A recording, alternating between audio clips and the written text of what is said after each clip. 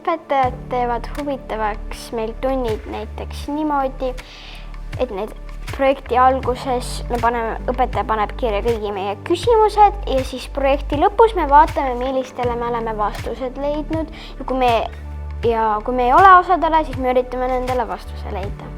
Õppijakeskne õpe tähendab minu jaoks seda, et õpilane saab ise uurida, saab ise vastuseid otsida. Õpilane õppijakeskses õppes peaks olema see keskne tegelane, kes siis ise õpib ja jällegi samamoodi võtab selle õppimise eest vastutuse, leiab selle koha, kus seda lahendust leida ja on see tegutseja rollis, mitte kuulaja rollis. Minu jaoks õppijakeskne õpe on peamiselt selline õppijaga koostöös tegutsemine. Õppekorralduslikult nii palju kui võimalik, ma lasen neil kaasa rääkida valikuid, hästi palju valikuid. Oma õpetamises valin tempo õpilastest lähtuvalt. Et ma ei rutta kuidagi edasi, kui ma näen, et õpilased ei ole omandanud mingeid õpiväljundeid. Aga minul näiteks on kuskil töökavas kirjas, et nüüd me peaks hindama. Et ma alati vaatan, milline on õpilaste tempo. Õppijakeskse õppe toetamiseks me teeme näiteks keskuste päevi. Need on siis sellised päevad, kus klass on jagatud erinevateks keskusteks. Tavaliselt on need veel teemapäev, näiteks emadepäev ja siis igas keskuses saab teha selle teemaga seotud erinevaid ülesandeid. Et see on siis ka üldõpetuslik õppimine. Et ongi matemaatilised ülesanded sellega, midagi saab lugeda, midagi saab kirjutada, midagi saab joonistada, midagi saab uurida. Ja selle käigus siis õpilane saab teha hästi palju valikuid, et ta valib seda järjekorda, kuidas ta neid teeb.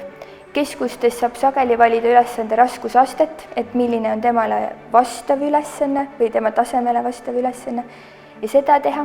Sinna juurde käib see eneseregulatsioon, et kuidas ma liigun, kuidas ma käitun, kuidas ma olen, kuidas ma küsin abi. Hiljuti näiteks mulle hästi meeldib valikuid anda. Ma tegin 9 ülesannet, see võib kõlada nagu täiesti jabur, liiga palju tööd. Aga õpilased pidi valima siis 3 sealt 9 seast.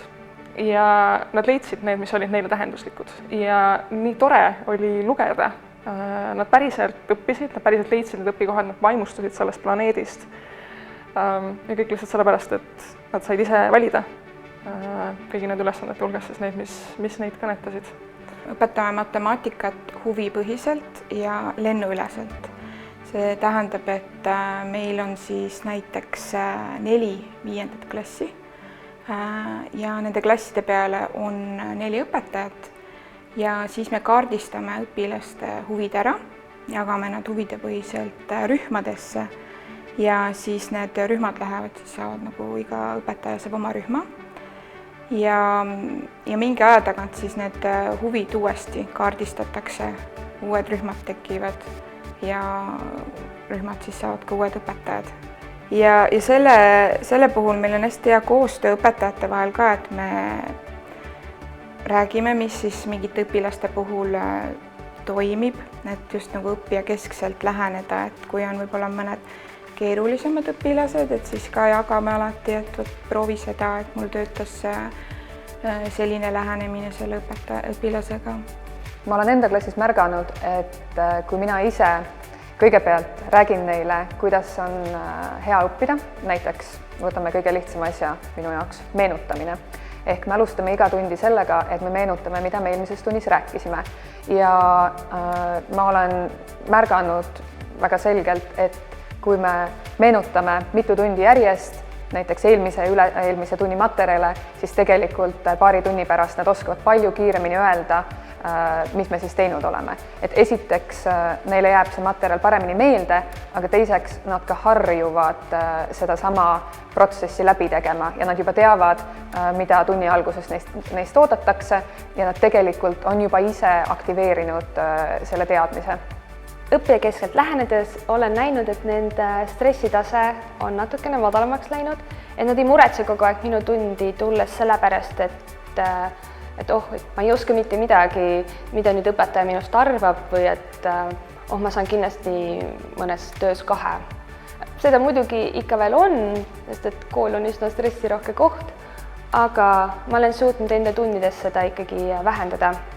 ja ma näen ka seda, et õpilased pingutavad, et nad näevad vaeva ikkagi õppimisel, aga samas nad tunnevad ennast turvaliselt, et ma ei tee selliseid töid siis, kui nemad selleks pole valmis. Oma klassis olen ma näinud, et kui me keskendume õpioskustele ja räägime sellest, siis õpilastel esiteks tekib suurem huvi õppimise vastu ja neil on põnev neid erinevaid meetodeid katsetada. Samas olen ma ka märganud, et on vaja korduvalt seda ühte ja sama asja meelde tuletada ja juhtida neid meetodeid kasutama, sest muidu nad lähevad väga kiirelt tagasi selle juurde, mis on nende jaoks kõige mugavam.